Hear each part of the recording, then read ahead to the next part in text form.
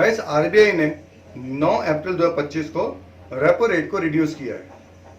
Now ये repo rate क्या होता है, रेपो रेट रिड्यूस होने से क्या बेनिफिट होगा पब्लिक को, और क्या रेपो रेट अगर मेरे होम लोन से लिंक नहीं है तो इसका मुझे बेनिफिट कुछ मिलेगा, इसके बारे में आज हम डिस्कस करेंगे। मैं Anil Diwan from 1 square feet. I am a founder of 1 square feet. 1 square feet is a real estate portal जो बिल्कुल फ्री है और मकसद ये है कि हमें अपने रियल एस्टेट मार्केट को इंडिया के ऑनलाइन लाना है।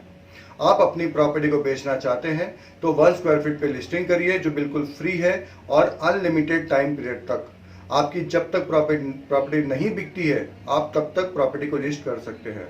Now guys, coming to the point, RBI ने जो रेपो रेट रिड्यूस किया है 0.25 बेसिस पॉइंट, उसका हमें क्या बेनिफिट होगा। आरबीआई के रेपो रेट रिड्यूस करने से हमारा जो हाउसिंग लोन है अगर वो रेपो रेट से लिंक्ड है तो उसका इंटरेस्ट रेट रिड्यूस हो जाएगा। एग्जिस्टिंग कस्टमर का अगर हाउसिंग लोन रेपो रेट से लिंक्ड है तो आपका इंटरेस्ट रेट ऑटोमेटिकली रिड्यूस हो जाएगा। आपको किसी भी तरीके की एप्लीकेशन या रिक्वेस्ट बैंक को देने की जरूरत नहीं है। कुछ ही समय के अंदर बैंक आपको बाय एसएमएस और लेटर इंटीमेट करेगी कि आपका इंटरेस्ट रेट एक्स था, अब वो डाउन होके वाई हो चुका है। इसके लिए आपको किसी को कॉन्टेक्ट करने की जरूरत नहीं है, ना बैंकर को ना किसी एजेंट को। ये ऑटोमेटिक प्रोसेस है जो आपका इंटरेस्ट रेट डाउन कर देगा।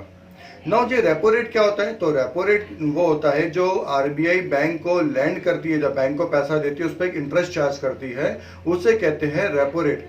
और जब बैंक वो पैसा वापस आरबीआई को देती है तो वो भी इंटरेस्ट लेती है बैंक से, आरबीआई से, उसे कहते हैं रिवर्स रेपो रेट। ये एक लिक्विडिटी एडजस्टमेंट फैसिलिटी का पार्ट है। बैंक अपना अल्को कमेटी की जो रहती है हर बैंक के पास, वो इस टूल को यूज करती है और अपना इंटरेस्ट रेट डिसाइड करती है। तो रेपो रेट और रिवर्स रेपो रेट के बारे में आपको बताया, जो आपको समझ आ गया होगा। अगर आपको नहीं समझ आया तो कमेंट सेक्शन में प्लीज कमेंट करिए।